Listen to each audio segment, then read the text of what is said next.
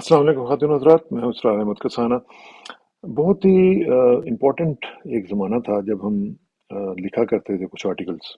अब तो खैर उतना नहीं लिखते, लेकिन एक ज़माने में हम आर्टिकल्स लिखा करते थे और इंटरनेशनल अफेयर्स के हवाले से भी लिखा करते थे।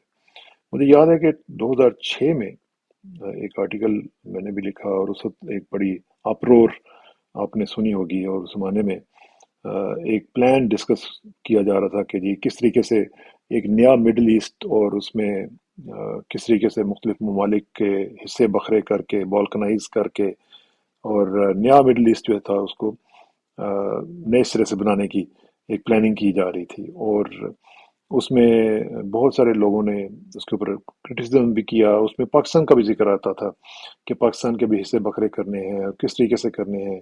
तो वो मैंने सोचा कि ये जो उस ज़माने की एक दो चीज़ें थी वो आपके साथ शेयर की जाएं और मैं आपको दिखाऊं कि वो किस तरीके से ये मामला जो थे वो चल रहे थे और क्या हो रहा था उन दिनों में। क्योंकि ये जो सूरत हाल थी ये बड़ी ही भयानक किस्म की सूरत हाल थी। और जिन लोगों ने भी ये वो पढ़ा होगा आर्टिकल, उनके लिए ये बड़ा मसला बना था कि क्या क्या वहाँ पे चीज़ें जो थी वो हो रही थी और किस तरीके से हो रही थी। ये मैं आपको दिखाता हूँ कि ये एक वो था, प्रपोजल था, blood borders, a proposal to redraw a new middle east. ठीक है जी। अब ये जो मैं आपको दिखा रहा हूँ और ये आप देखें कि इसमें ये इधर चला गया। मैं आपको दिखाता हूँ ये वाला जो है ये वो मिडल ईस्ट का नक्शा है जो कि इन्होंने सोचा था उसको नए सिरे से बनाना था। और बहुत ही ज़्यादा यानी हिस्से बखरे करने का इनका इरादा था। और इसमें आपको याद होगा कि एक कर्नल रॉल्फ पीटर्स जो थे, जो सबसे पहले उन्होंने एक आर्टिकल लिखा जो आर्म्ड फोर्सेस जर्नल है अमेरिका का, उसके अंदर। और उसमें उन्होंने बताया कि किस तरीके से उस वक्त आपको याद है कि ये जो इराक वॉर थी ये हो रही थी और इराक और पूरे मिडल ईस्ट में ज़बरदस्त तबाही मची हुई थी और किस तरीके से रोज़ रोज़ धमाके होते थे और क्या क्या वहाँ पे जो चीज़ें थी वो नहीं हो रही थी। तो एक टेररिज्म के हवाले से पूरी दुनिया में हम देख रहे थे कि किस तरीके से मामला जो है वो चल रहे हैं। तो ये जो चीज़ें थी इसमें मैं आपको बताना ये चाह रहा हूँ कि ये हम जब चीज़ें देखते हैं ना तो उसमें बहुत ज़्यादा जो चीज़ें जो आपको मैं अभी दोबारा दिखाता हूँ, ये आपको मेरा ख्याल है कि मिस हो गया। ये देखें, ठीक है जी। ये अब आप देख सकते हैं कि ये वो है नक्शा जिसको रीड्रॉ करना था और इस शक्ल में लाना था। ठीक है जी। अब इसको मैं थोड़ा सा आपको एक्सप्लेन करता हूँ कि करना क्या था इन्होंने। इसमें उन्होंने बेसिकली ये करना था कि इसराइल को ये कहा कि जी आप अपने प्री 1967 बॉर्डर के पास चले जाएं, यानी जो पहले 1967 की जो जंग हुई थी उससे जो पहले का पैलेस्टीनियन लैंड सी और आपकी जो लैंड सी वहां पे आप ले जाएं और आपका इतना ही काफ़ी है। हालांकि इसकी मैं आपको बताता हूँ बाद में कि असल में इनकी कहानी क्या थी। अच्छा, अब तुर्की और सीरिया, ईरान और इराक, इन सब से इन्होंने इलाके लेके तो एक फ्री कुर्दिस्तान बनाना था। जैसे एक आपको पता है कि वहाँ पे कुर्दिश एक मूवमेंट चल रही है आज़ादी के लिए। तो इन्होंने तुर्की से, सीरिया से, यानी शाम से, ईरान से और इराक से छोटे छोटे टुकड़े काट के तो एक कुर्दिस्तान बनाने का इरादा था जिसको इन्होंने फ्री कुर्दिस्तान का नाम देना था। अब ये एक नई स्टेट बनाई जानी थी इस प्लान के मुताबिक। अच्छा, अब साथ साथ हम देख रहे थे कि जो लेबनान है, लेबनान का इन्होंने एक ग्रेटर लेबनान बनाना था जो कि इसी तरह सारे सीरिया में से निकाल के हिस्सा और उसको ग्रेटर लेबनान में डाल देना था, लेबनान को बड़ा करना था। इसी तरह जॉर्डन को, जो आपको पता है उर्दन जिसको हम कहते हैं, उसकी टेरिटरी भी बढ़ानी थी। और किससे लेके बढ़ानी थी? सऊदी अरब से। सऊदी अरब का इलाका काटना था और इनको देना था उर्दन वालों को। अच्छा, अब इराक के देखें, इराक के हिस्से बखरे कैसे करने थे। इराक में से एक मुल्क बनाना था जो कि सुन्नी इराक था और उसको उन्होंने कहना था कि ये सुन्नी इराक की ये मुल्क है اور یہ جو ملک ہوگا یہ سنیوں کے لیے ہوگا، اس میں شیعہ نہیں رہیں گے۔ اچھا، اب شیعوں کو کیا کرنا تھا؟ شیعہ کے لیے ایک علیحدہ جو ریاست ہے، عرب شیعہ اسٹیٹ، وہ بنانی تھی، اور وہ بھی عراق کے اندر سے ایک ٹکڑا کاٹ کے تو وہ شیعوں کو دینا تھا۔ پھر ایک بنانی تھی اسلامک سیکرڈ اسٹیٹ، یعنی بڑی مقدس قسم کی اسٹیٹ جو کہ بنانی تھی اسلام، یہ جس طرح کہ آپ کو پتہ ہے عیسائیوں کا ویٹیکن ہے، اسی طرح وہ کیا کرنی تھی؟ وہ سعودی عرب کا مزید علاقہ کاٹ کے تو اس کو بنانا تھا جی کہ یہ اسلامک ویٹیکن ہے اور اسلامک سیکرڈ اسٹیٹ ہے، بڑی مقدس اسٹیٹ ہے۔ تو وہ چھوٹی سی جگہ بنا کے انہوں نے، جس طرح ویٹیکن کا آپ کو پتہ ہے کہ ایک انڈیپینڈنٹ کنٹری انہوں نے بنایا ہوا ہے، اور انڈیپینڈنٹ ہی ساری ان کی فورن پالیسی وغیرہ سارا کچھ ہوتا ہے، تو اس کو کرنا تھا۔ سعودی عرب کے ساتھ کیا کیا سلوک کرنا تھا؟ سعودی عرب نے اپنی جو ٹیریٹری تھی، جو اپنا علاقہ تھا، وہ اردن کو دینا تھا، عرب شیعہ اسٹیٹ کو دینا تھا، یمن کو دینا تھا، اور پھر اسلامک سیکرڈ اسٹیٹ جو بنائی انہوں نے، جو ویٹیکن جو میں کہہ رہا ہوں، اس کو دینا تھا۔ اچھا، اب یمن جو ہے، یمن کو ظاہر ہے کہ ایک حصہ جو ہے سعودی عرب سے دینا تھا، اور اب یہ آپ کو یاد ہوگا کہ اسی بیک گراؤنڈ میں آپ دیکھیں جب ایم بی ایس آئے ہیں تو انہوں نے یمن کے اوپر اٹیک کیا ہے، اگرچہ اس کی دوسری وجوہات بھی تھیں، لیکن اس میں یہ بھی تھا کیونکہ ان کو یہ پتہ چل گیا تھا کہ پلان میں یہ بھی ہے کہ سعودی عرب کا حصہ کاٹ کے یمن کو دینے کا پلان انہوں نے بنایا ہوا تھا۔ اچھا، اب جو ہمارا دوست ممالک، برادر ممالک یو اے ای وغیرہ ہیں، یو اے ای میں اس طرح تھا کہ ان کا بھی حصہ کاٹ کے تو عرب شیعہ اسٹیٹ جو تھی اس کو دینا تھا۔ دبئی کو ایسا انہوں نے کچھ نہیں کرنا تھا، دبئی کو صرف یہ تھا کہ ایک playground for the rich, امیر لوگوں کے لیے ایک پلے گراؤنڈ جو ہے وہ رکھنا تھا اس کو انہوں نے، جس طرح کہ ابھی وہ ہے، اور اس کا رول بھی یہی ہے کہ اس تمام جو رچ لوگ ہیں وہ وہاں پہ جا کے عیاشی وغیرہ کر سکیں، سارا کچھ کام شام کر سکیں۔ اچھا، کویت اور جو عمان ہے، ان کی بھی خوش نصیبی یہ تھی کہ ان میں سے بھی کوئی حصہ نہیں کاٹا جانا تھا، تو ان کے جو کرنٹ بارڈرز ہیں وہ اسی طرح انہوں نے ریٹین کرنے تھے، اور ان کو کوئی مسئلہ نہیں ہونا تھا۔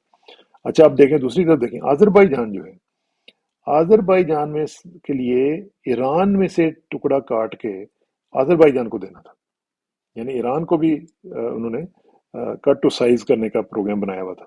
اچھا، اب ایران جو ہے اس نے نہ صرف آذربائی جان کو زمین دینی تھی، بلکہ انہوں نے کردستان کو بھی دینی تھی اور عرب شیعہ اسٹیٹ کو بھی دینی تھی۔ آذربائی جان میں نے آپ کو بتا دیا، اور ساتھ ہی ساتھ most importantly for us, free Balochistan کو بھی انہوں نے زمین دینی تھی۔ تو آپ اندازہ لگائیں کہ ایران کے ساتھ کیا ہونا تھا، ایران کے ساتھ بچنا کیا تھا، ٹھیک ہے نا جی۔ اچھا، اب یہ ادھر سے زمین کاٹ کے ایران سے، اور پھر پاکستان سے بلوچستان کا جو صوبہ ہے اس کو کاٹ کے ایک فری بلوچستان یعنی آزاد بلوچستان بنانے کا پلان تھا، ایک نئی ریاست وہ جنم دینے کا اعلان انہوں نے کرنا تھا کہ جی ہم ایک نئی ریاست بنا رہے ہیں جو کہ فری بلوچستان ہوگی، بلوچوں کے لیے ہوگی، اور یہ پاکستان اور ایران میں سے کاٹ کے تو ایک فری، ہم ایک انڈیپینڈنٹ ملک بنا دیں۔ اچھا، اب افغانستان رہ گیا۔ افغانستان جو تھا اس کی زمین کاٹ کے ایران کو دینی تھی ویسٹ سائڈ پہ، اور ایران افغانستان کو ادھر سے زمین دے کے ایران کو دلوا کے پھر پاکستان میں سے کے پی کے وغیرہ کا جو علاقہ ہے اس کو کاٹ کے تو وہ افغانستان کو دینا تھا، ٹھیک ہے جی۔ اب پاکستان کا کیا بنا؟ پاکستان نے اپنی ٹیریٹری لوز کی فری بلوچستان کے لیے، افغانستان کے لیے، اور یہ جو انڈس ہے، جو دریائے سندھ ہے، اس کا جو دوسرا ویسٹرن، وہ کہتے ہیں کہ جو پاکستان ہے نا، اصل میں جو ویسٹرن سائڈ ہے انڈس کی، وہ پاکستان کے ہے ہی نہیں، وہ ساری کی ساری جو ہے وہ پاکستان کا حصہ ہی نہیں ہے، تو وہ اس لیے ان کو دے دینا چاہیے، ایران کو دے دیں اور بلوچستان ملک بنا دیں، اور ساتھ ساتھ افغانستان کو وہ دے دیں، تو ایران پاکستان جو ہے وہ صرف اتنا سا ٹرنکیٹڈ قسم کا ملک جو ہے وہ بن جائے گا۔ اچھا، اب یہ جو صورتحال ہے اس میں یہ پورے کا پورا آپ کو پتہ ہے، اس میں بڑی کیمپین چلی، پھر فری بلوچستان کے حوالے سے آپ کو پتہ ہے مختلف جگہوں پہ، امریکہ میں، یورپ میں کیمپینز چلتی رہی ہیں اور ابھی بھی چل رہی ہیں۔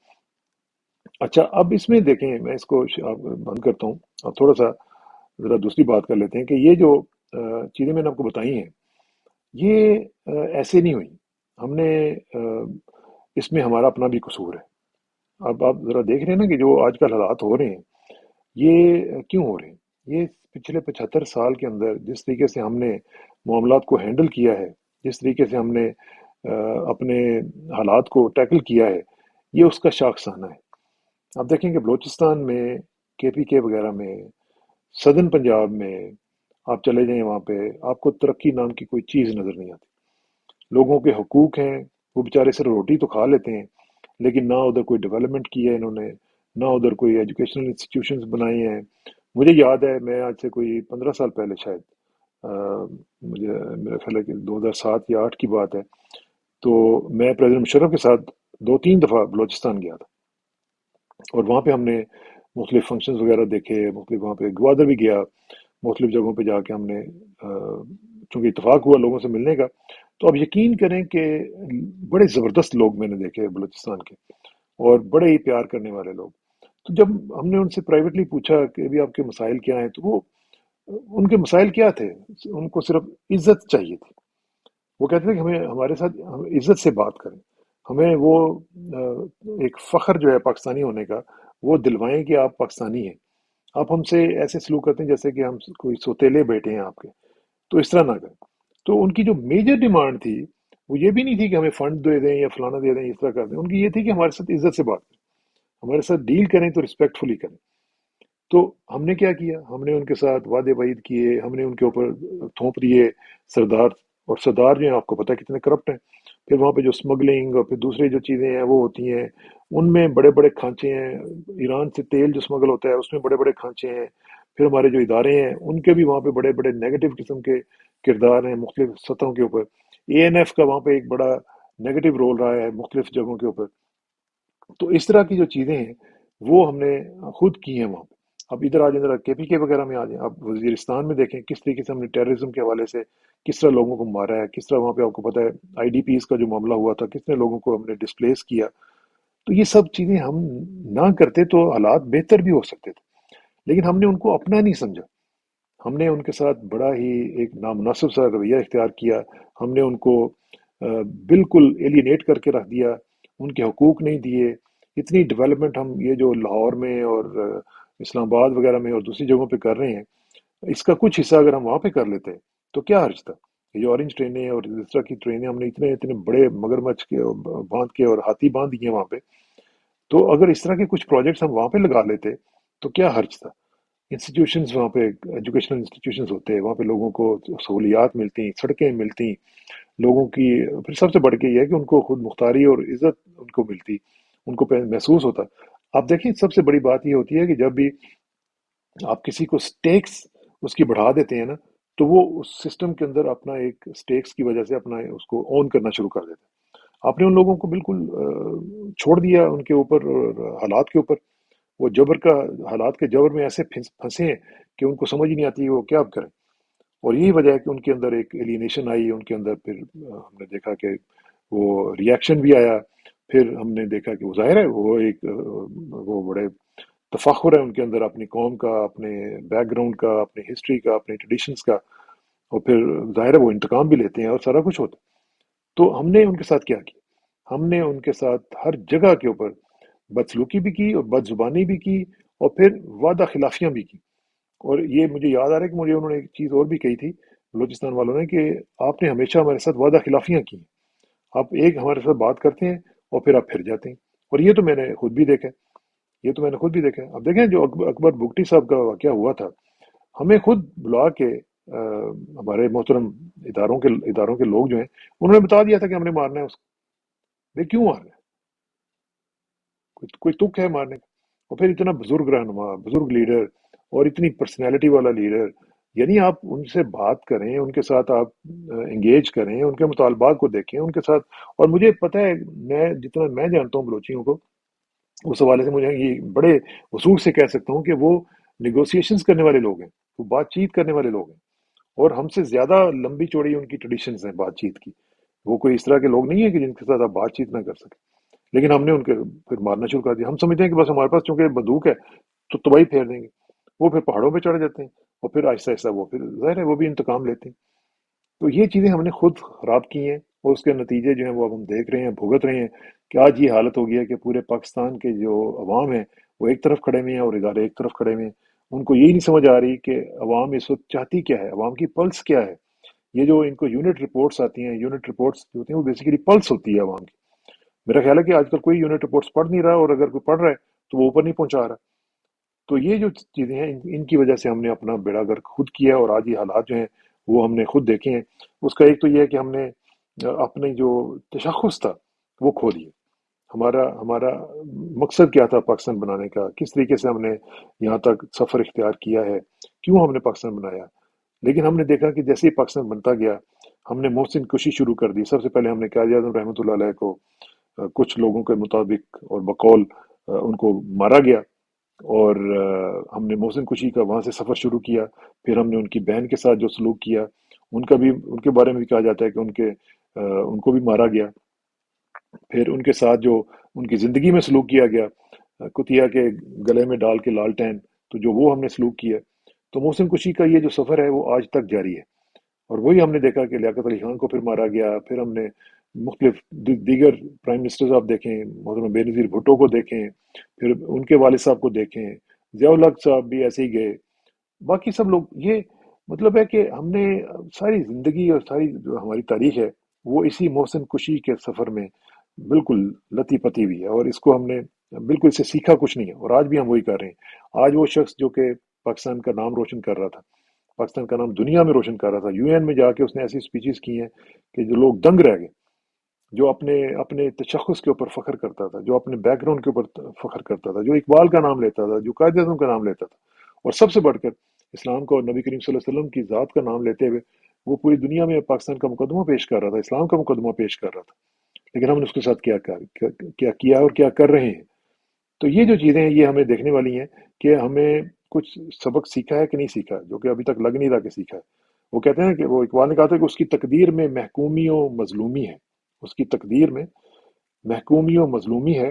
कौम जो कर न सकी अपनी खुदी से इंसाफ, कौम जो कर न सकी अपनी खुदी से इंसाफ। हमने अपनी खुदी से इंसाफ नहीं किया, हमने अपनी आज़ादी की कदर नहीं की। और मैंने एक दफ़ा प्रोफेसर अहमद रफ़ीक अख्तर साहब से पूछा कि तसव्वुफ़ क्या है, तो उन्होंने मेरा ख्याल है सैयद जुनैद का शायद एक कौल मुझे सुनाया। उन्होंने कहा कि तसव्वुफ़ हुर्रिय्या, तसव्वुफ़ आज़ादी का नाम है। तो हमने अपनी जो आज़ादी है वो गिरवी रखवा दी है। ये इतनी इम्पोर्टेंट चीज़ है जो आज़ादी है, कि इसको हम समझते ही नहीं है कि ये कुछ इम्पोर्टेंट है कि नहीं है। हम समझते हैं कि ये बस किसी गोरे के साथ हम अगर मिल लें तो बस हमारी सब कुछ वो पूरा हो जाता है। तो ये खुदी और खुदारी का जब सफ़र हमने छोड़ा तो फिर हमने वही कर दिया, और फिर हमने तकलीद का सफ़र शुरू कर दिया। और तकलीद कितनी बुरी चीज़ है कि हम इसमें से निकल ही नहीं पा रहे हैं। इकबाल ने कहा था ना, तकलीद से नकारा न कर अपनी खुदी को, तकलीद से नकारा न कर अपनी खुदी को, कर इसकी हिफाजत के ये गोहर है ये गाना। ये जो खुदी का जो गोहर है ये मिलता नहीं है आराम से, इसकी हिफाजत करनी पड़ती है। इसकी हिफाजत करेंगे तो फिर आपकी कोई कदर करेगा, वरना इसी तरह दुनिया में ज़लील और रुस्वा होते रहेंगे जैसा कि आजकल हो रहे हैं। हमारा कोई ना कोई हमारी वैल्यू है, ना कोई हमारा तशख़्ख़ुस है, ना कोई हमारी कदर करने वाला है। अल्लाह ताला हमें तौफ़ीक दे। और आखिर में दुआ कि मेरी इज़्ज़त के लिए काफ़ी है कि मैं तेरा ही बंदा हूँ, मेरे फ़ख्र के लिए काफ़ी है कि तू ही मेरा परवरदिगार है। तो बिल्कुल इसी तरह जिस तरह मैं चाहता हूँ मुझे भी उसी तरह बना दे जिस तरह तू चाहता है। स्पुरदम तो मैं खेश रहा, तू दानी हिसाब कमो बेशा। मुझे को कल तक के लिए इजाज़त दीजिए, जल्दी मुलाकात होगी इंशाल्लाह। अल्लाह हाफ़िज़।